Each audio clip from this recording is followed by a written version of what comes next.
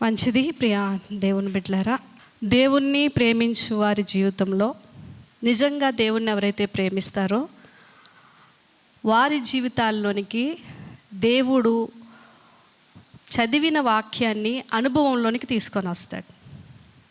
చదివిన, వినిన, బోధిస్తున్న వాక్యాన్ని అనుభవంలోనికి తీసుకొని వస్తాడు.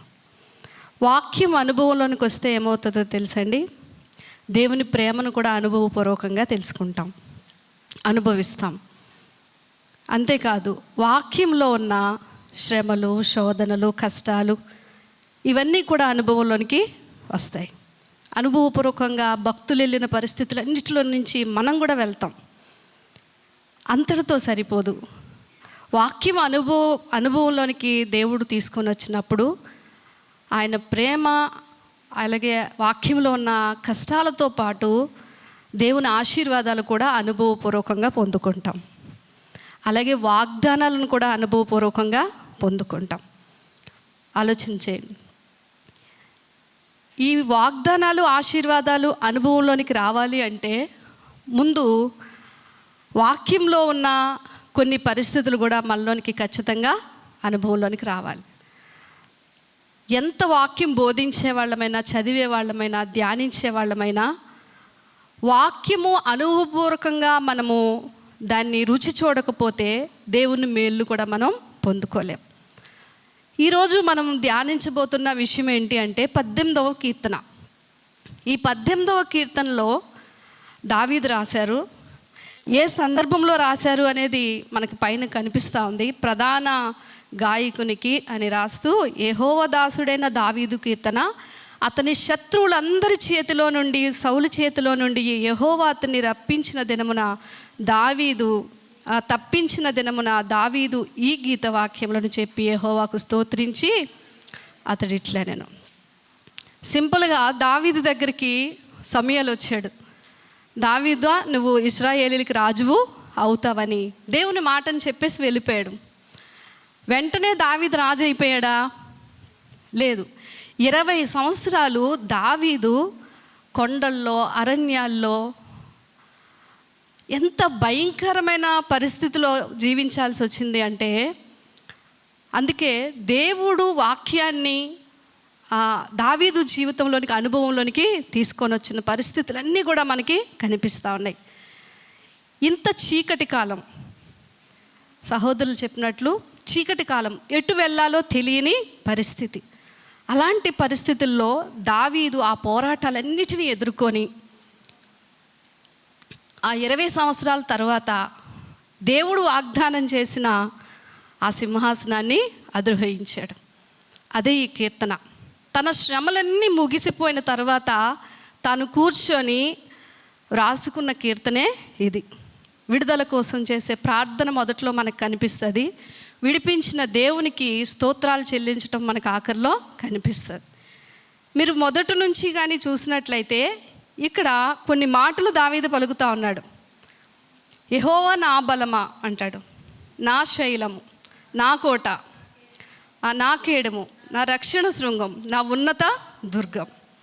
వీటన్నిటిలో కూడా తరచుగా కనిపిస్తున్నది ఏంటి? నా దేవుడిని తను ఓన్ చేసుకున్నాడు, దేవుడిని సంపాదించుకున్నాడు. నా దేవుడు, ఆ దేవుడు నాకు ఎలా ఉన్నాడు అనే విషయాన్ని రాస్తూ ఉన్నాడు. దావీదు ప్రాబ్లమ్స్లో దావీదు చేస్తున్న ప్రార్థన మనకి తర్వాత కనిపిస్తూ ఉంటుంది. ఆయన ఏమంటున్నాడంటే, నేను మొర్రపెడుతున్నాను దేవునికి. ఎందుకు మొర్రపెడుతున్నాను? నా శత్రువుల చేతిలో నుండి నన్ను రక్షించమని మొర్రపెడుతున్నాను. భక్తిహీనులు వరదవలే నా మీద బెదిరిస్తున్నారు. మరణ పాశాలు నన్ను అరికట్టగా, మరణపు ఉరులు నన్ను ఆవరింపగా. తనకున్న శత్రువులందరూ కూడా ఇంకా తనని చంపేద్దాము అన్నంతగా తన మీద విరుచుకుపడతా ఉన్నారు. దావీదు అలాంటి పరిస్థితుల్లో నుంచి ఏం చేస్తూ ఉన్నాడు అంటే, దేవునికి ప్రార్థన.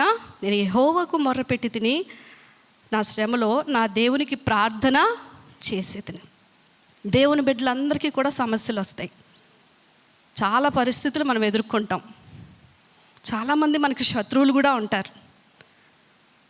అయితే దావీదు వలె మనము చూడండి ఏం చేయాలి అంటే, ఇక్కడ ఆయన తన ఆలయంలో ఆలకించి నా ప్రార్థన అంగీకరించాను.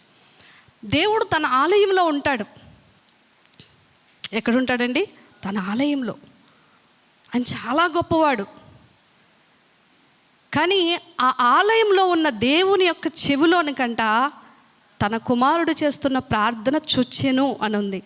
ఏమవుతుందండి? ప్రార్థన చెవిలోనికి వెళ్తుంది. దేవుని గొప్పతనం గురించి చెప్తూ తర్వాత కొన్ని మాటలు దావీదు రాస్తున్నాడు. ఆ ప్రార్థన చెవిలోనికి వెళ్ళగానే దేవునికి కోపం వచ్చిందటండి. ఏమొచ్చింది? కోపం వచ్చింది. ఎందుకు కోపం వచ్చింది అంటే, తన బిడ్డడి మీద ఎవరో తిరగబడుతున్నారు, తన బిడ్డని ఎవరో బాధ పెడుతున్నారు. తన కుమారుడు ఆ బాధని దేవునికి చెప్తా ఉన్నాడు. ఆ బాధ చెవిలో పడిన వెంటనే దేవునికి కోపం వచ్చేసింది. చూడండి, ఆ దేవుని గురించి రాస్తూ పర్వతములు ఆ కోపం వల్లంట ఏమైందంట, భూమి కంపిస్తుంది, పర్వత పునాదులు వణుకుతున్నాయి, కంపిస్తున్నాయి, నాసికారంధ్రముల నుంచి పొగ. అంటే దేవునికి కోపం వచ్చి ఆయన నాసికారంధ్రాల్లో నుంచి పొగ వస్తుందంట. ఎంత కోపం వస్తుంది ఆయనకి చూడండి. ఆయన నోట నుండి అగ్ని వచ్చి దహించాను, నిప్పు కణాలు రాజుపెట్టాను, మేఘములను వంచి ఆయన వచ్చాను, ఆయన పాదాల క్రింద గాఢాంధకారము, కెరూబుల మీద ఎక్కి ఆయన ఎగిరొచ్చాను, గాలి రెక్కల మీద ప్రత్యక్షమైన, గుడారము వలె అంధకారము తన చుట్టూ వ్యాపింపచేశాను, జలాంధకారమును ఆకాశ మేఘములు తనకు మాటుగా, ఆయన సన్నిధి కాంతిలో నుండి మేఘములను వడగండ్లను మండుచున్న నిప్పు కణములను నిప్పులను దాటిపోయాను. యెహోవా ఆకాశమందు గర్జన. ఎందుకు ఆయనకు అంత కోపం వచ్చింది? ఆయన కోపం వస్తే భూమి కదిలిపోతుంది, పర్వతాలు వణుకుతున్నాయంట, ఒక అగ్ని పుడతా ఉంది. ఇవన్నీ కూడా మేఘములను వంచి ఆయన వస్తున్నాడు, కెరూబుల మీద వస్తున్నాడంట. ఎందుకు వస్తున్నాడు దేవుడు అంటే, తన బిడ్డడు చేసిన ప్రార్థనకి ఆయన చెవిలో పడినప్పుడు, తన బిడ్డడి మీద ఎవరైతే శత్రువులుగా ఉన్నారో వాళ్ళందరూ ఎవరికి శత్రువులు అంటే దేవునికి కూడా శత్రువులు. ఆలోచించేయండి. ఇంత చిన్న మనుషులు మనం ఇవన్నీ ఆలోచిస్తే, ఈ ప్రకృతి సంబంధమైన ఈ శక్తుల గురించి ఆలోచిస్తే, ఒక చిన్న మనిషి భూమి మీద చేసే ఒక చిన్న ప్రార్థన ఆక్రందన పరలోకంలో ఉన్న దేవుణ్ణి కదిలించే విధానం మనకి ఇక్కడ దావీదు రాస్తా ఉన్నాడు. ఆలోచించేయండి. మనం దావీదు వల్ల ఏం చేయాలి అంటే, దావీదు చెప్పుకున్నాడు. ఏం చేశాడండి? దేవునికి చెప్పాడు ప్రతి విషయం. దావీదు కీర్తనలో మీరు చూస్తే తనకొచ్చిన ప్రతి శ్రమను తూచా తప్పకుండా ప్రతిదీ కూడా ఎవరికి చెప్తాడు అంటే దేవునికి చెప్తాడు. మనం కూడా మన బాధలన్నీ కూడా, మనకి మనసుకు గాయం తగిలే ప్రతి దాన్ని దేవుని దృష్టికి తీసుకొని వెళ్ళినప్పుడు, ఒకవేళ ఆ బాధకి మనుషులు ఒకవేళ కారణమైతే ఆ మనుషుల మీద దేవుడు ఈ రకంగా దిగి వస్తాడట. దేవునికి స్తోత్రం. మనం అనగలమా మనకెవరూ లేరని? మనం అనగలమండి? ఎవరున్నారు మనకి? ఆకాశమందు దేవుడు మనకి ఉన్నాడు. మన శత్రువులు ఆయనకి శత్రువులు. ఆలోచించేయండి. ఇలా దావీదు చేసిన ప్రార్థన అంతా కూడా 16వ వచనం మనం చూస్తే, ఉన్నత స్థలము నుండి చెయ్యి చాపి ఆయన ఎక్కడున్నాడు? ఉన్నత స్థలంలో ఉన్నాడు. నన్ను పట్టుకొని మహా జలరాశుల్లో నుండి నన్ను తీశాను. దావీదు ఎక్కడున్నాడు? భూమి మీద ఉన్నాడు. అంటే ఆయన చెయ్యి ఆకాశం నుండి తన కుమారుణ్ణి, భూమి మీద ఉన్న కుమారుణ్ణి పట్టుకునే అంత పెద్ద చెయ్యి. దేవునికి స్తోత్రం. అందుకే యెషయా 55లో అంటాడు కాదు, నా చెయ్యి కొరచేమీ కాదు. నువ్వెక్కడున్నా, ఎలాంటి మనుషులు నీ మీద పన్నే పన్నాగారాల్లో నువ్వు ఇరుక్కుపోయినా, ఎలాంటి శ్రమల్లో నువ్వు నలిగిపోతున్నా, మరణ పాశములు అంటే చుట్టూ ఇంకా అవి బంధించేస్తే, అవి బంధించడం ద్వారా ఇంకా మన ప్రాణం పోతుంది అన్నంత పరిస్థితిలో మనం ఉన్నప్పుడు, ఆ మహా జలరాశుల్లో నుండి దేవుడు మనల్ని పైకి లేవనెత్తుతాడు. తర్వాత వచనం అంటున్నాడు చూడండి, వారి వశము నుండి ఆయన నన్ను రక్షించెను, ఆపత్కాలమందు వారు నా మీదకి రాగా యెహోవా నన్ను ఆదుకొనెను. 19వ వచనం, విశాల స్థలమునకు ఆయన నన్ను తోడుకొని వచ్చాను. విశాల స్థలమునకు ఆయన నన్ను తోడుకొని వచ్చాను. అంతకుముందు దావీదు ఎక్కడున్నాడు? ఇరుకు స్థలంలో ఉన్నాడు. దావీదు అడ్రస్ ఏది అంటే ఏం చెప్పాలి? 20 సంవత్సరాలు దావీదు అడ్రస్ ఏది అంటే చిన్న చిన్న కొండల యొక్క బేటల్లోని, గుహల్లోని, చెట్ల కింద, అడవుల్లోని. ఊర్లో ఉన్న ప్రజలకి ఎవరికి దావీదు ఎక్కడున్నాడో తెలియదు. ఆ ఇరుకుల్లో తను బ్రతికాడు. ప్రాణాలు అరచేతుల్లో పెట్టుకొని సౌలు తరుముతూ ఉంటే అలా బ్రతికాడు. అలా ఉన్న ఇరుకులో ఉన్న దావీదును దేవుడు ఎక్కడికి తీసుకొచ్చాడటండి?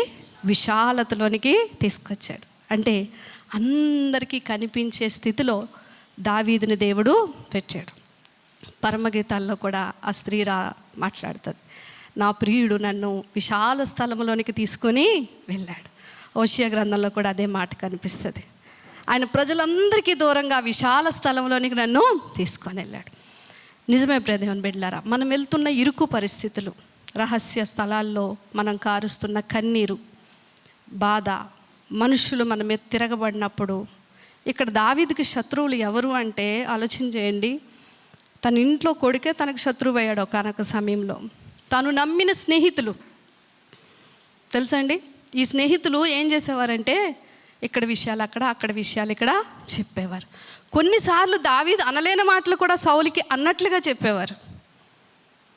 ఎంత కష్టంగా ఉంటుంది. సౌలేమో అవన్నీ విని తరుముకుంటూ రావడం మొదలుపెట్టాడు. చాలా భయంకరమైన వేదన గుండా దావీదు వెళ్ళాడు. అయితే అంటున్నాడు, నేను ఆయనకి ఇష్టడను గనుక ఆయన నన్ను తప్పించాను. దావీదు ఏం చేస్తున్నాడు? తిరగబడుతున్నాడా? తిరగబడ్డాడండి. దావీదు హృదయము దేవుని హృదయంతో ఈక్వల్గా మనకి కనిపిస్తుంది. నా హృదయానుసారుడైన మనుష్యుడు. దావీదు ధైర్యం అంతా ఏంటి అంటే దేవుడే. అందుకే నా శైలము, నా కొండ, నా కోట, నన్ను రక్షించువాడు, నా శృంగము, నా ఉన్నత దుర్గము, నేను ఆశ్రయించు నా దేవుడు. ఆయన తప్ప నేను తిరగబడడానికి నాకు అధికారం లేదు. చేయాలి అనుకుంటే దావీదు అందరికంటే ఎక్కువ యుద్ధాలు చేశాడు. అందరికంటే ఫిలిష్తీయులతో ఎక్కువ యుద్ధాలు చేశాడు. అందుకే దేవుడు అంటాడు, నీ చేతులు రక్తంతో తడిసాయి, నాకు మందిరం నువ్వు కట్టొద్దు, నీ కొడుకు కడతాడులే అంటాడు. అంతమంది శత్రువుల మీద యుద్ధం చేసిన దావీదుకి సౌలుని చంపడం ఒక పెద్ద పనా? ఒక పనండి కాదు. ఒకటి రెండు సార్లు సౌలుని చంపే అవకాశం కూడా వస్తుంది. వస్తే ఏమంటాడు తెలుసా? అభిషేకించిన వాడు, దేవుడు అభిషేకించిన వాడిని నేను చంపకూడదు అని అంటాడు. ఇన్ని యుద్ధాలు చేసిన దావీదు సౌలుని చంపలేక కాదు, చంపడానికి శక్తి లేక కాదు. ఎవరిని బట్టి అంటే దేవుణ్ణి బట్టి. నేను ఆ పని చేయకూడదు, నా నీతిని బట్టి యెహోవా నాకు ప్రతిఫలము ఇచ్చి, నా నిర్దోషత్వమును బట్టి నాకు ప్రతిఫలం ఇచ్చాను. యెహోవా మార్గములను నేను అనుసరించుచున్నాను.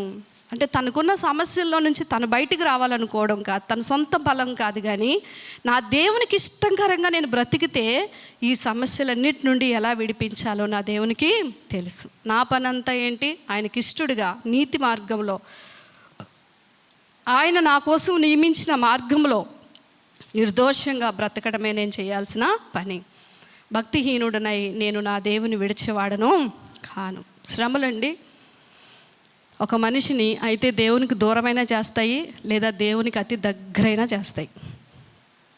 చాలామంది శ్రమలు తట్టుకోలేక, మహామహులైన వాళ్ళు కూడా శ్రమలో విశ్వాసాన్ని కాపాడుకోవడం చాలా కష్టం. మనం అనుకున్నంత ఈజీ కాదు. ఆ శ్రమలు అనే తుఫానులు కొడుతున్నప్పుడు దేవుడు ఇంకా నాతో ఉన్నాడు, నన్ను కాపాడుతాడు అని నమ్మడం చాలా కష్టం.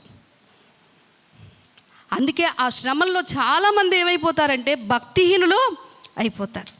దావీదు నేను భక్తిహీనుడై నా దేవుణ్ణి విడిచివాడను కాదు, ఇంకా ఆ దేవునికి దగ్గర అవ్వడానికే ప్రయత్నం చేస్తున్నాడు.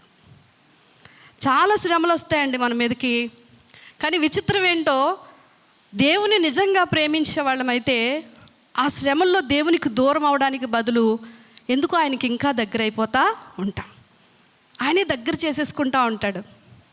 చాలాసార్లు అనిపిస్తుంది, ఇన్ని శ్రమల్లో కూడా నేను ఇంకా నీతో ఎలా ఉంటున్నాను అంటే, మన మనసుకు తెలుసు నా దేవుడు తప్ప ఇంక ఎవ్వరూ నాకు సహాయమో చేయలేరు. గమనించండి, ఇప్పుడు దావీదు శ్రమలో ఉండి దేవునికి మొర్రపెట్టడం ఇంతవరకు మనకు కనిపిస్తూ ఉంది. తర్వాత వచనాలు మనం చూసినట్లయితే తన నీతిని వ్యక్తపరుచుకుంటున్నాడు. ఏ విధంగా దేవుణ్ణి అంటిపెట్టుకొని ఉన్నాడో ఈ శ్రమలో చెప్పుకుంటా ఉన్నాడు. ఆయన కట్టడలను త్రోసివేసేవాడని నేను కాను, దోషక్రియలు నేను చేయనొల్లకి ఉంటిని, ఆయన దృష్టికి నేను యథార్థవంతుడినై అయితిని. కావున యెహోవా నేను నిర్దోషిగా ఉండుట చూసి తన దృష్టికి కనబడిన నా చేతుల నిర్దోషత్వమును బట్టి నాకు ప్రతిఫలము ఇచ్చాను. ఇంత శ్రమలో, ఇంత కష్టంలో తన్ను బాధించేవారు ఎక్కడా కూడా రివెంజ్ తీర్చుకోవట్లేదు, లేక దేవుని దూషించట్లేదు, లేక దేవుని వాక్యాన్ని మీరి ప్రవర్తించట్లేదు. కష్టాలు పెరిగిపోతున్న కొలది కూడా దేవునికి దగ్గర అవుతూనే ఉంటున్నాడు. ఈ పరిస్థితి అంతటినీ కూడా దేవుడు చూస్తూ ఉన్నాడు, ఆకాశం నుంచి చూస్తున్నాడు. ఇప్పుడు చూడండి, మీరు ఎప్పుడైనా సరే గమనించండి, ఇక్కడి నుంచి మీరు ఈ మాటలు పట్టుకోండి. మీ బ్రతుకులకి చాలా ఆశీర్వాదకరంగా ఉంటాయి, చాలా బాగుంటాయి. ఎంత ఆశీర్వాదం పొందుకుంటామో ఈ మాటల్లో మనం అనుభవంలోనికి తీసుకున్నట్లయితే. దయగల వారి ఎడల నీవు దయ చూపించుదువు, యథార్థవంతుల ఎడల యథార్థవంతుడుగా ఉండు, సద్భావము గలవారి ఎడల నీవు సద్భావము చూపుదువు, మూర్ఖుల ఎడల నీవు వికటముగా ఉందువు అంటున్నాడు. చాలు. మనము ఇతరులతో ఎలా వ్యవహరిస్తాము అనే దాని మీదే దేవుడు మనతో ఎలా వ్యవహరించాలి అనే విషయం ఆధారపడి ఉంటుంది. నువ్వు ఇతరులను ఎలా చూస్తావో దేవుడు నిన్ను అలాగే చూస్తాడు. ఇతరుల పట్ల నువ్వు దయ కలిగి ఉంటే దేవుడు నీ పట్ల దయ కలిగి ఉంటాడు. దావీదుకు అవకాశం వచ్చింది సౌలుని చంపేయడానికి, కానీ దయ తలిచాడు. పెద్దవాడు, అభిషేకించబడినవాడు, చంపడం కరెక్ట్ కాదు అని. దావీదుకి కొన్నిసార్లు ప్రాణాపాయమైన స్థితి వచ్చింది. ఫిలిస్తీ రాజు దగ్గరికి వెళ్ళిపోతాడు, ఎవ్వరు కూడా తనతో ఉండరు. ఆ పిచ్చివాళ్ళలాగా ఉమ్ము తీసి గోళ్ళకి గీసుకుంటూ ఉంటాడు. ఆ టైంలో ఫిలిస్తీన్లు రాజుని చంపేయాలి, దావీదుని. కానీ ఆ రాజు వచ్చి ఈ పిచ్చివాడిని నేనేం చంపుతానని జాలి దయ తలచి వదిలేస్తాడు. అంటే దావీదు సౌలు మీద చూపించిన దయే తర్వాత దేవుడు ఆ రాజుకి దావీదు మీద దయ చూపించేలా చేసింది. దేవునికి స్తోత్రం. మనం కనికరం చూపిస్తే దేవుడు మన మీద కనికరం చూపిస్తాడు. మూర్ఖుడి ఆయన ఎలా ఉంటాడట? వికటంగా ఉంటాడు.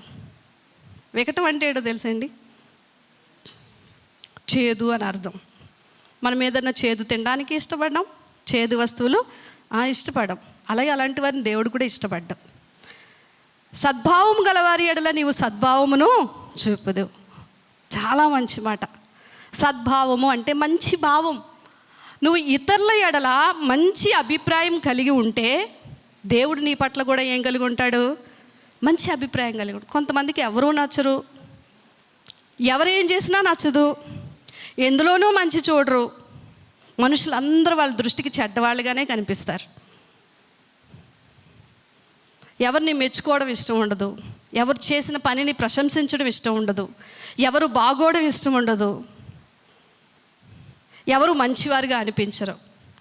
సద్భావం అనేది లేని వారి ఎడలంట దేవునికి కూడా మంచి భావము ఉండదు. అందరిలో మంచి చూస్తూ, అందరికీ మంచి చేస్తూ, ఇతరులకు మేలు జరిగినా నాకు జరిగింది అని మనం సంతోషిస్తే మన ఎడల దేవుడు కూడా అలాంటి కృపనే చూపిస్తూ ఉంటాడు. మనం ఇతరుల పట్ల వ్యవహరించిన తీరే దేవుడు మన పట్ల ఎలా వ్యవహరించాలి అనే దాన్ని నిర్ణయిస్తుంది. చాలా నష్టపోతాం ఈ విషయంలో. దావీదు జీవితంలో అందరినీ ప్రేమిస్తూనే ఉన్నాడు. తనకి శత్రువులని తెలిసినా కూడా వాళ్ళని ప్రేమిస్తూ ఉన్నాడు. తనను బాధిస్తున్నారు, వాళ్ళు చెడ్డవాళ్ళని తెలిసినా కూడా వాళ్ళలో మంచే చూస్తూ వచ్చాడు, కానీ ఎవరిని దూషించలేదు, ద్వేషించలేదు. ఇది క్రీస్తు మనసు. ప్రభువు కూడా తనని బాధ పెట్టిన వారిని తిరిగి బాధించలేదట, దూషించిన వారిని తిరిగి దూషించలేదు. అందరినీ దేవునికి అప్పగించుకున్నాడు. నీకు ఏదైనా బాధ కలిగితే దేవునికి చెప్పుకోవాలి తప్ప ఇతరుల విషయంలో మనము వ్యతిరేక భావన అనేది కలిగి ఉండకూడదు. అది మన జీవితాల్ని కాల రాసేస్తుందని చెప్పడానికి నేను ఏమీ సంకోచించట్లేదు. ఇప్పుడు మనం చూసినట్లయితే 28వ వచనం, నా దీపం వెలిగించువాడవు నీవే, నా దేవుడైన యెహోవా చీకటిని నాకు వెలుగుగా. ఇందాక మరి సహోదరులు చెప్పారు కదండి, చీకటి అనుభవం, చీకటి బైబిల్లో 2 విషయాలు తెలియజేస్తుంది. ఒకటి పాపాన్ని చీకటితో పోల్చారు, 3 విషయాలు. ఒకటి పాపాన్ని చీకటితో పోల్చారు, రెండోది సాతాన్ని కూడా చీకటితో పోల్చారు, మూడవది మన శ్రమల కాలం కూడా చీకటితోనే పోల్చబడ్డది. ఎందుకంటే శ్రమలో ఉన్నప్పుడు ఎటెల్లాలో తెలీదు, దారి దొరకదు. అందుకే గాఢాంధకారపు లోయ అంటాడు. అక్కడ దేవుడు తప్ప ఇంకెవరు మనకి దిక్కు లేరండి. ఆ చీకటి స్థలాల్లో ఉన్నప్పుడు మనకి గుర్తింపు ఉండదు, ఎవరికి మనం తెలియదు, మనల్ని పెద్దగా పట్టించుకోరు, వీళ్ళకి కష్టాలు ఎక్కువండి అని వదిలేస్తారు, ఆదరించరు, ప్రేమించరు. ఆ భయంకరమైన ఆ శ్రమల అనుభవాన్ని తట్టుకోవడం చాలా కష్టం. దేవుడు ఏం చేశాడంట, నా దేవుడిని యెహోవా చీకటిని నాకు వెలుగుగా చేశాడు. కానీ దేవుడు ఆ శ్రమల నుండి ఖచ్చితంగా మనల్ని ఒకరోజు విడిపిస్తాడు. విడిపించి దావీదుని ఎక్కడ కూర్చోబెట్టాడు అంటే సింహాసనం మీద కూర్చుంటబెట్టాడు. అప్పుడు అందరికీ దావీదు కనిపిస్తాడా లేదా? కనిపిస్తాడు. రెండవది, దావీదు చేతిలో అధికారము ఉంది. ఆలోచించేయండి, మీరు వెళ్తున్నది ఎంత కఠినమైన చీకటి మార్గమైనా ఆ చీకటిలో నుంచి తీసుకొని వచ్చి ఒకరోజు నిన్ను వెలుగుగా నిలిపే దేవుడే మనకు ఉన్న దేవుడు. దేవునికి స్తోత్రం. నీ సహాయము వల్ల నేను సైన్యమును జయింతును, నా దేవుని సహాయము వల్ల ప్రాకారములను దాటుదును. అంటే నీ సహాయము వల్లే నేను సైన్యాన్ని జయిస్తాను. అంటే నా శక్తి సరిపోదు, నా బలము సరిపోదు, నా దేవుని సహాయము వల్ల ప్రాకారములను దాటుదును. అంటే దావీదు జీవితం మలుపులు తిరుగుతూ ఉంది. ఎత్తులు పల్లాలు అన్నీ తనకు అనుభవపూర్వకంగా ఎదురవుతున్నాయి. ఒక్కొక్క పరిస్థితిని దాటాలి అంటే తనకి శక్తి సరిపోవడం లేదు. అందుకే నాకు బలము ధరింపజేయవాడు ఆయనే అంటాడు. నా బలము ఈ పరిస్థితులన్నిటిని నెగ్గుకొని రావడం నా వల్ల అవ్వడం లేదు, అలసిపోతున్నాడు, క్షీణించిపోతున్నాడు. ఎన్ని ఓటములు, ఎన్ని పోరాటాలు, అపజయాలు, అవమానాలు, వీటన్నిటిలో ఇరుక్కుపోయిన దావీదు ఆ పరిస్థితుల నుంచి బయటికి రావడానికి తన శక్తి సరిపోదు. ఒక్కొక్క మలుపును దేవుడే దాటిస్తూ ఉన్నాడు, ఒక్కొక్క పరిస్థితిని దేవుడే దాటిస్తున్నాడు. దినాలు సంవత్సరాలు గడుస్తున్నాయి అంటే నేను దేవుని వలన మాత్రమే ప్రాకారములను దాటుతున్నాను అని అంటున్నాడు. ఆలోచించేయండి దేవుని బిడ్డలారా, మన శక్తితో మనము చేయలేని వాటిని, మన శక్తితో మనము దాటలేని పరిస్థితులను దేవుడు తన బలముతో మనలను దాటింపచేస్తాడు. దేవునికి స్తోత్రం కలుగును గాక. 33వ వచనం చదువుదాం.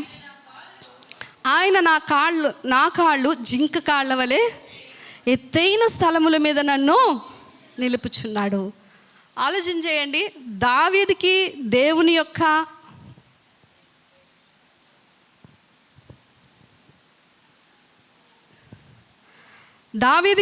యొక్క వాగ్దానం ఏంటి అంటే ఎక్కలేనంత ఎత్తైన కొండపైకి దేవుడు దావీదుని తీసుకెళ్ళాలి. అంత కొండపైకి దావీదు వెళ్ళాలి అంటే దావీదు కాళ్ళ బలము సరిపోదు.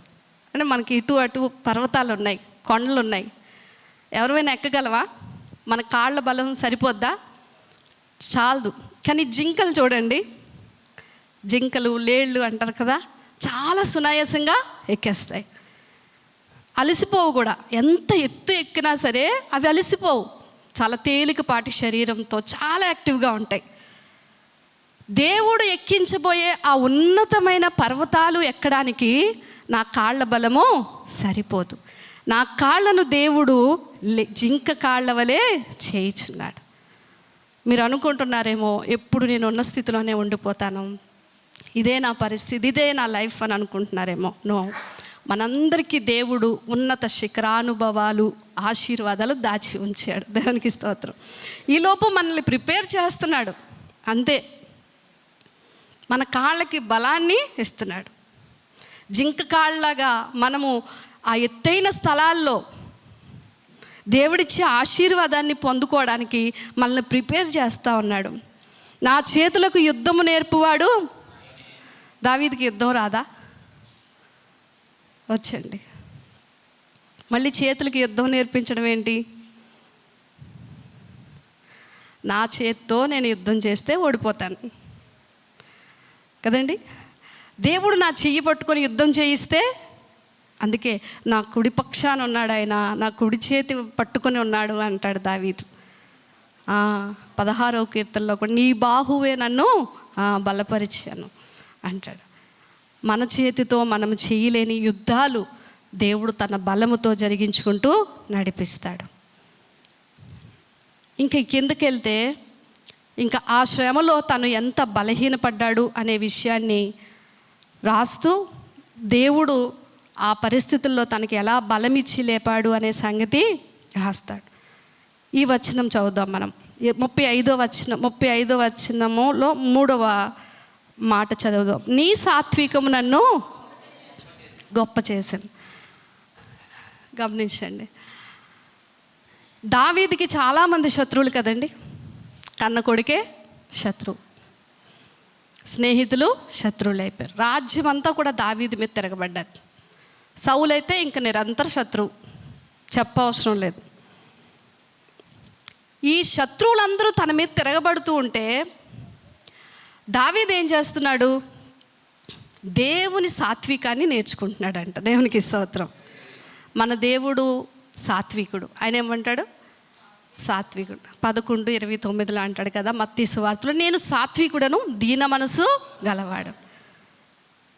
దేవుడు సాత్వికుడు కనుక ఈ పోరాటాలన్నిటిలో, ఈ పరిస్థితులన్నిటిలో దేవుని బిడ్డలారా, దేవుడు దావీదుకి సాత్వికం నేర్పిస్తూ ఉన్నాడు.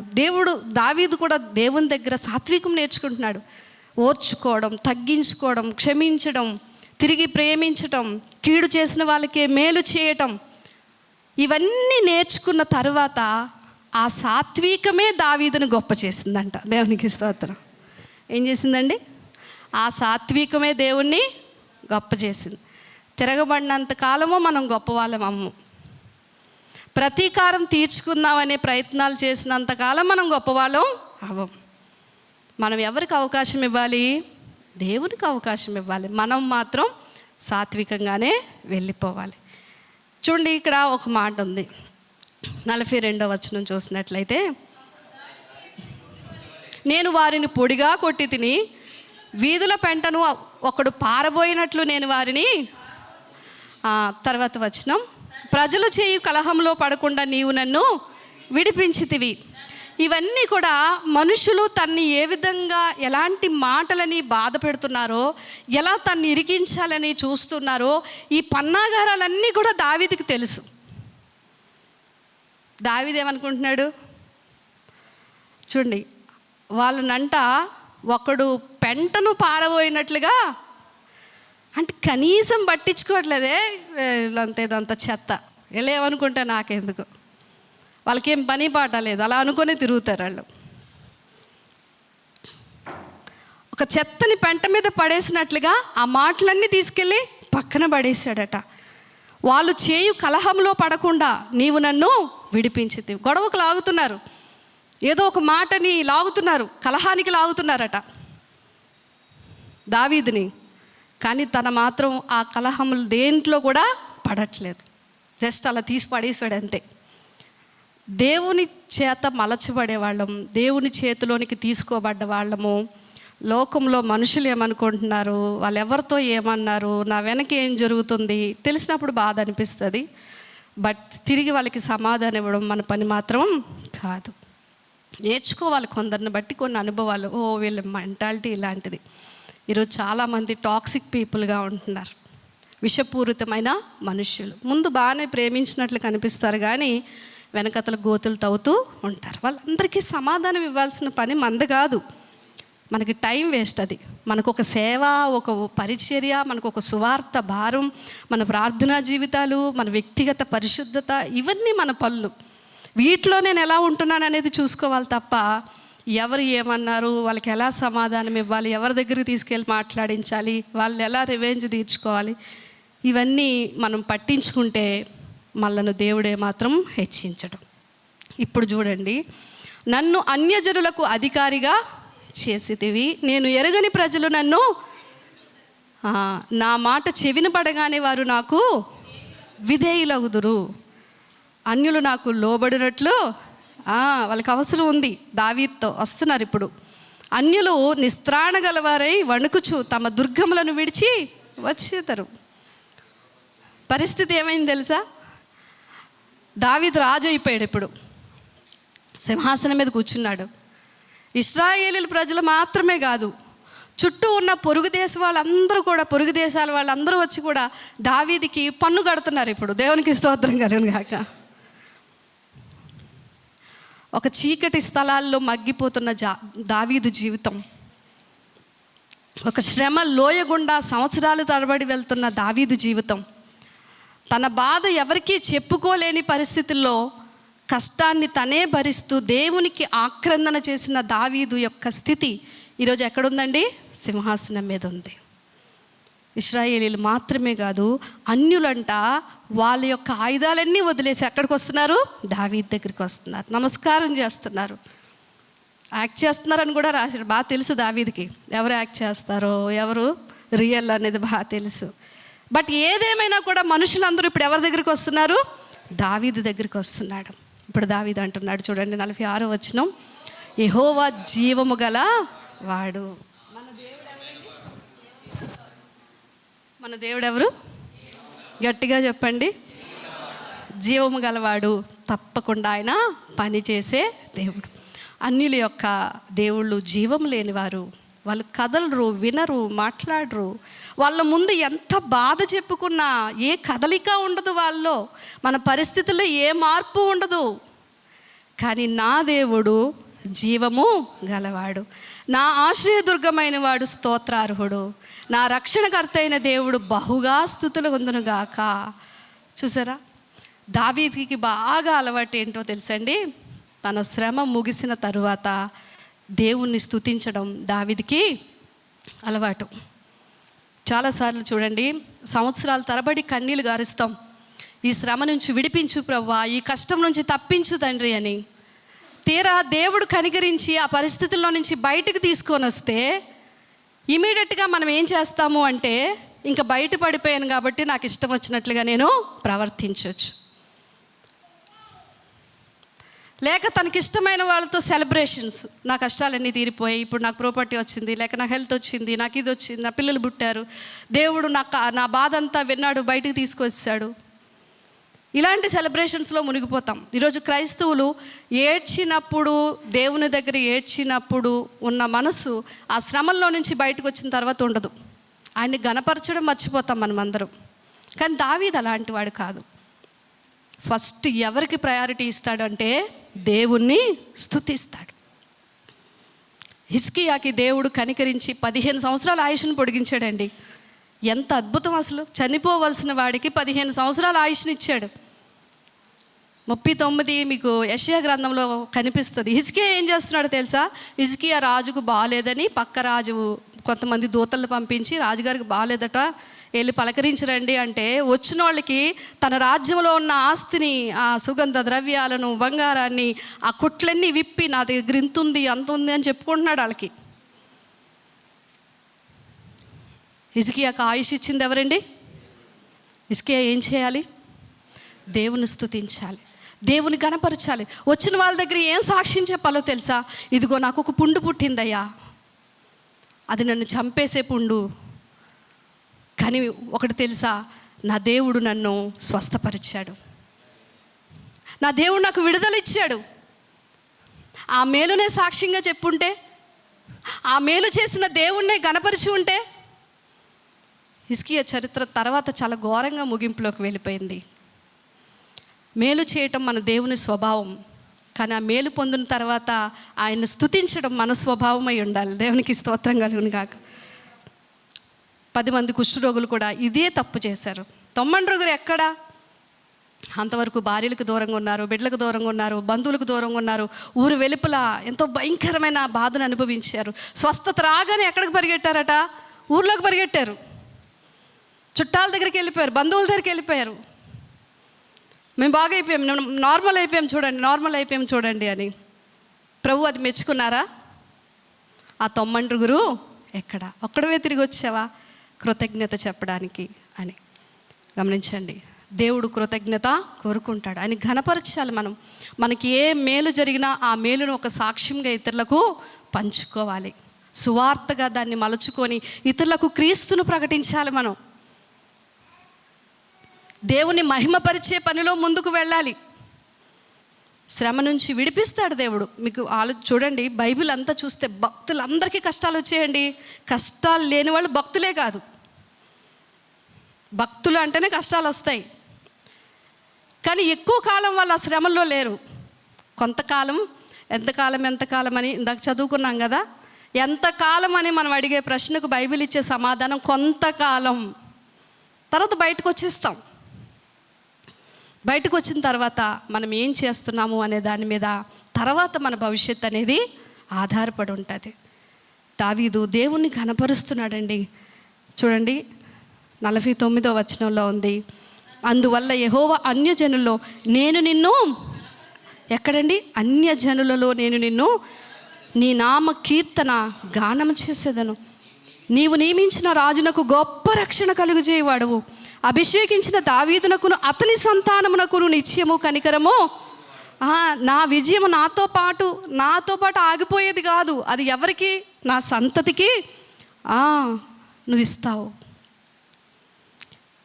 మనం కూడా మేలు జరిగినప్పుడు దేవుని ఆరాధించగలుగుతున్నామా? కీర్తనలు పాడగలుగుతున్నామా? సాక్ష్యం చెప్పగలుగుతున్నామా? సువార్త చేయగలుగుతున్నామా? దేవుని గణపరిచే పని మీద మనం దృష్టి పెడుతున్నామా? లేక సొంత సెలబ్రేషన్స్లో ఉండిపోతున్నామా? ఆలోచన చేయండి. ఈ మాట చదువుకొని ముగించుకుందాం. కొలస్సీ పత్రిక 3వ అధ్యాయము 17వ వచనం ఒకసారి చూద్దాం. కొలస్సీ పత్రిక 3వ అధ్యాయం 17వ వచనం.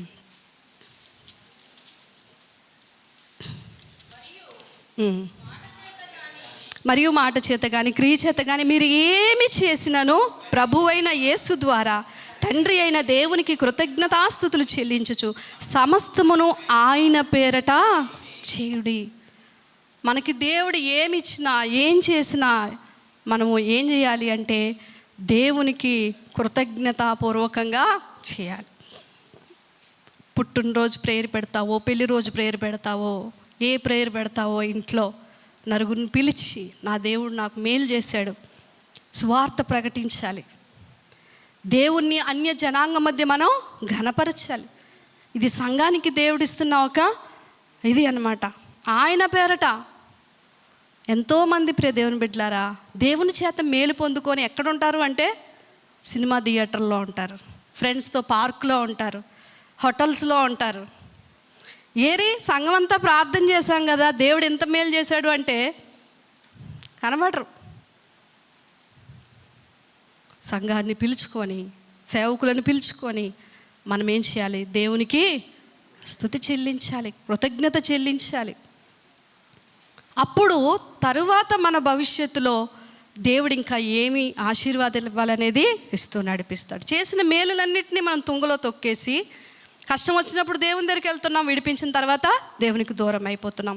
ఇది ఇలా కొనసాగితే దేవుడు కూడా కొంతకాలానికి తను మేలు చేసే ఆ విధానాన్ని ఆపేస్తాడు. మనమేం పొందుకోకుండా అయిపోతాం. ఆలోచన చేయండి, ఎన్ని శ్రమలండి దావీదు జీవితంలో. ప్రతి కీర్తన కూడా దావీదు ఒక ఆక్రందనతో, ఒక బాధతో మొదలు పెడతాడు. చివరికి దేనితో ముగిస్తాడు అంటే స్తుతితో ముగిస్తాడు, ఆరాధనతో ముగిస్తాడు, దేవుని ఘనపరుస్తూ ముగిస్తాడు. మన దేవుడు ఎల్లకాలము మనలను శ్రమల్లో విడిచిపెట్టే దేవుడు కాదండి, అస్సలు కాదు. మీరు అనుకోవచ్చు, నేను దీన్ని ఇలా క్యారీ చేస్తూ బ్రతకాలేమో, ఇది నాకు తప్పదేమో, ఈ పరిస్థితిలోనే నేను ఉంటానేమో. అదే మాత్రం దేవుని చిత్తం కాదు. ఖచ్చితంగా ఒక కాలం నిర్ణయించి ఉంటాడు. ఆ కాలం వరకు నువ్వు ఆయనకు దగ్గర అవుతావు. నీ నిర్దోషత్వాన్ని కాపాడుకుంటూ, నీ భక్తిని కాపాడుకుంటూ, దేవుని సాత్వికాన్ని నేర్చుకుంటూ మనం ఆయనకి దగ్గరై మన భక్తిని కాపాడుకుంటున్నప్పుడు ఒకానొక టైంలో మన దేవుడు మనల్ని పైకి లేపుతాడు. అది మన దేవుని యొక్క విధానం. చూడండి, ఒక చిన్న మనుష్యుడు చేసే ఒక చిన్న ప్రార్థన అంట దేవుని చెవిలోనికి వెళ్ళి ఆయన అక్కడి నుంచి కోపంతో దిగి వచ్చి శత్రువులను అంతమొందించాడు. దేవునికి స్తోత్రం. సౌలు ముగింపు కావచ్చు, దావీదు మీద తిరగబడిన వారి ముగింపులు కావచ్చు, మీరు బైబిల్లో చదవండి, ఎంత భయంకరంగా ఉన్నాయి. కానీ దావీదును గొర్రెల దొడ్డులో నుంచి తీసుకొని వెళ్ళి సింహాసనం మీద కూర్చుండబెట్టే ముందు ఈ 20 సంవత్సరాల చీకటి అనుభవాలు, శ్రమల అనుభవాలు, ఎంతో వేదనకరమైన పరిస్థితులను దేవుని శక్తితో జయించగలిగాడు. ఎవరి శక్తితోనండి? దేవుని శక్తితో మనం జయిస్తాం. దేన్నైనా నీవే ప్రభువా నాకు ఆధారం, నా బలము, నా కొండ, నా కోట, నాకు ఆశ్రయదుర్గం, నాకు ఆశ్రయమైన దేవుడు స్తోత్రార్హుడు అంటున్నాడు. ఎవరిని ఆధారంగా చేసుకున్నానో ఆ దేవుడు స్తోత్రార్హుడవు. చివరికి ఆయన స్తుతించేటట్లు చేసుకుంటాడు అంతే. ఆయన కళ్ళు మూసుకున్నట్లయితే ప్రార్థన చేసుకుందాం.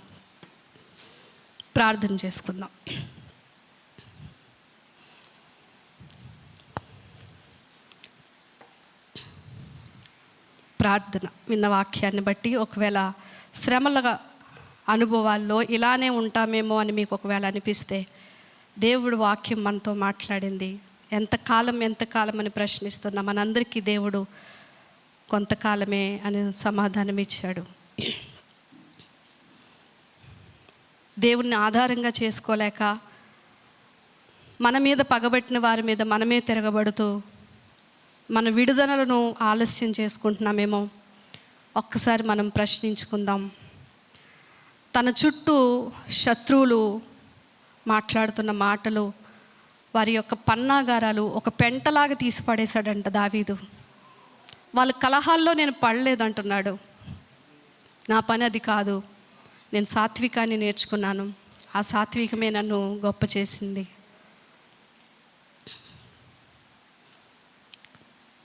ప్రార్థన చేసుకుందాం. మహోన్నతుడైన మా తండ్రి, మాకు ఆధారమగు మా దేవా, నీకు స్తోత్రాలు. మానవ శక్తితో చేయలేని, మానవ శక్తితో అధిరోహించలేని ఉన్నతమైన అనుభవాల్లోనికి మమ్మల్ని తీసుకెళ్లే ముందు మమ్మల్ని మీరు ఏ విధంగా ట్రైన్ చేస్తారో, ఆ శ్రమల్లో మీరు ఏ విధంగా తోడై ఉండి మమ్మల్ని విడిపిస్తారో నాయన, 18వ కీర్తన ద్వారా మాతో మాట్లాడినందుకు నీకు స్తోత్రాలు చెల్లిస్తూ ఉన్నాం.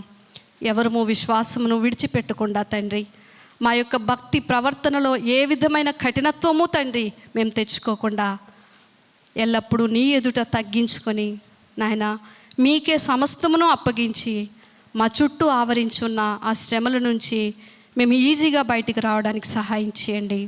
మేము లోకాన్ని ఎలా చూస్తామో, మనుషుల్ని ఎలా చూస్తామో అదే కోణంలో మీరు మమ్మల్ని చూస్తారు తండ్రి. ఏమి విత్తితే ఆ పంటే మేము కోస్తాం. మేము కనికరం విత్తితే కనికరించబడతాం, దయని విత్తితే దయ ప్రభ మా పట్ల చూపిస్తావు. మంచి భావం అందరి పట్ల కలిగి ఉంటే మా పట్ల కూడా మీరు మంచి భావమే కలిగి ఉంటారు. మేము కఠినులుగా ఉంటే వికటము చూపిస్తానన్నావు తండ్రి. అటువంటి వారిగా మేము ఉండకుండా అందరిలో అన్ని విషయాల్లో మంచిని చూడగలిగే మనసు మాకు దయచేయండి. ఎలాంటి వారినైనా కనికరించి విడిచిపెట్టే మనసు మాకు ఇవ్వండి. ఆ దయ, కరుణ, జాలి పోయి ప్రభువా మాలో కఠినత్వం ఎక్కడ ఆవరించకుండా నీ కృప తండ్రి మాకు తోడుగా ఉంచండి. బిడ్డలందరినీ దీవించండి. వాక్యాన్ని బట్టి ధైర్యం తెచ్చుకొని ఎలాంటి పరిస్థితులనైనా మీ శక్తితో ఎదుర్కొని ముందుకు వెళ్ళడానికి కృపనిమ్మని యేసుక్రీస్తు వారి నామం పేరిట ప్రార్థించి అడిగి వేడుకొనుచున్నాను మా పరమ తండ్రి. ఆమెన్.